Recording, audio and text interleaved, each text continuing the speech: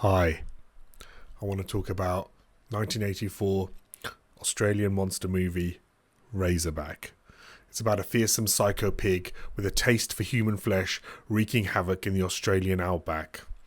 I first heard about Razorback when I watched the excellent documentary Not Quite Hollywood about the Ozploitation genre. I can't recommend that documentary highly enough. For years I've been trying to watch Razorback, and at last I bought the 4K edition of the movie.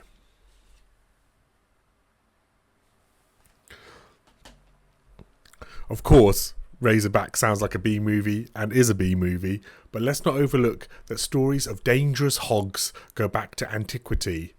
From the Library of Greek Mythology by Apollodorus, written over 1800 years ago, there are the Caledonian boar from ancient Greek mythology. A powerful wild boar was sent by the god Artemis as a punishment. Heroes assemble to kill it. Also, from ancient Greek mythology, Heracles' fourth labour was to capture the Erymanthian boar that was causing pandemonium.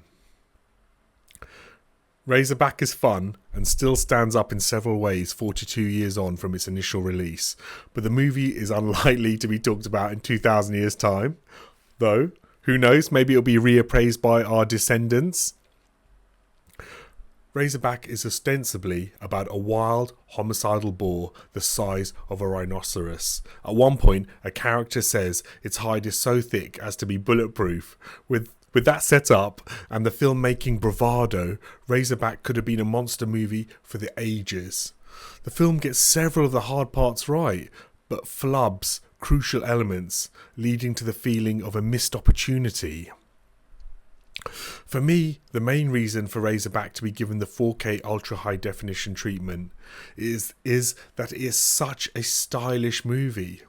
I would go as far as to say it is one of the most beautiful looking films ever made, up there with Tarsem Singh's The Fall and Zhang Yimou's Hero. Director Russell Mulcahy and cinematographer Dean Semler conjure a stunning looking movie. Like Jaws and the way Steven Spielberg threw every tool at the screen, director Russell Mulcahy did the same thing with Razorback.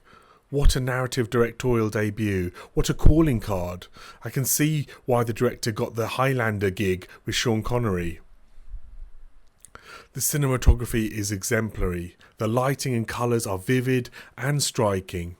If it wasn't a monster movie, I'm sure cinematographer Dean Semler would have won an Oscar for his work here. He eventually did win one for Dances with Wolves.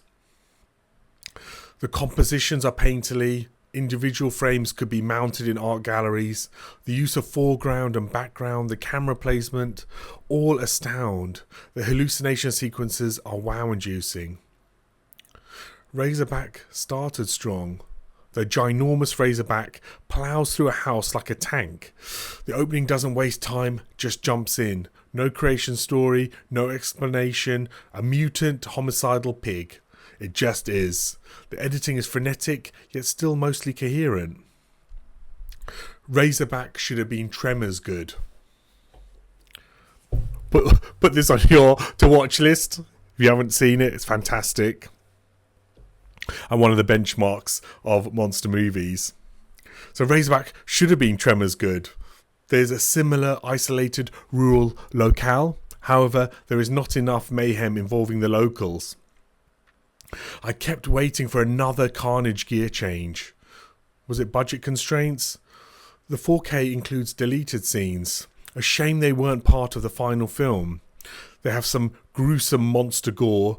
Filmmakers and audiences now would love it, but maybe in the mid-1980s it was too much. My biggest gripe is that there is not enough pig.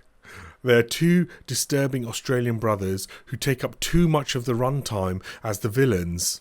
They waylay the film, unfortunately. I mean, it was good to show that humans can be even more dangerous than nature, but there needed to be a better screen time ratio. Also, the score is irritating. The music jars instead of complements or enhances. Overall, for monster movie fans, Razorback should be on your to-watch list. It has filmmaking panache in abundance. In addition, without wanting to reveal too much, I like how the film unexpectedly shifted focus with its choice of leads. That is rare and welcome. If you want to delve further into the ideas, tone or themes of Razorback, I have some recommendations for you. Firstly, Brotherhood of the Wolf, the French period drama that is also a monster movie and martial arts flick. Next, Pitch Black, survival science fiction horror on a hostile alien planet starring Vin Diesel. Director Guillermo del Toro's Hellboy movies are stunning to look at and have charismatic leads. One of the peaks of the monster movie genre is from the director of Parasite. Bong Joon-ho's The Host should be on your must-watch list.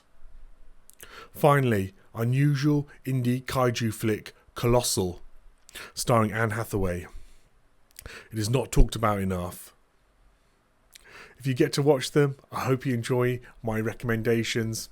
If you enjoyed my review, feel free to subscribe to my channel and like this video.